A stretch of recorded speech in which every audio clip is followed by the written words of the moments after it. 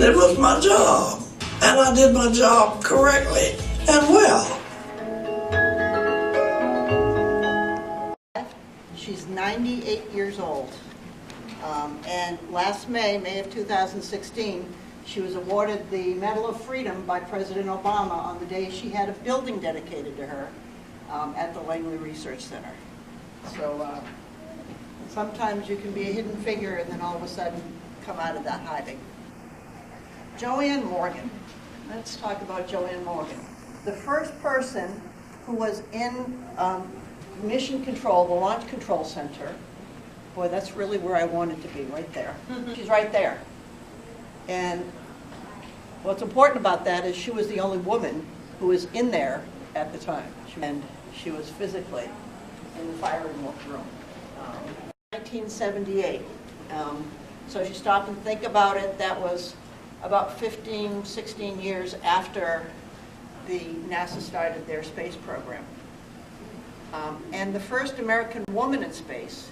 And we know that the Russian women were involved in the space program back about 7 or 8 years before Sally Ride was.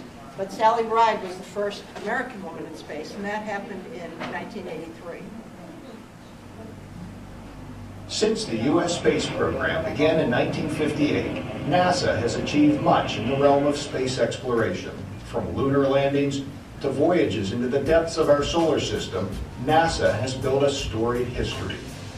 In the early days, all that changed on June 18, 1983, when Sally Ride became the first American woman to rocket toward the heavens aboard the Space Shuttle Challenger. A doctor of physics, she was recruited by NASA as one of 6 female astronaut candidates for the shuttle program.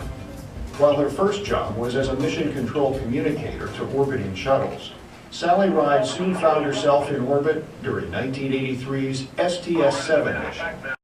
I was asked at a press conference just before our flight what I thought about being the first U.S. woman astronaut.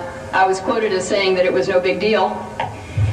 What the astronaut meant to say was that technically, as far as NASA's concerned, it was no big deal. On another level, the United States sending a woman into space was a very important event for at least 53% of the population, and I'm very proud of that.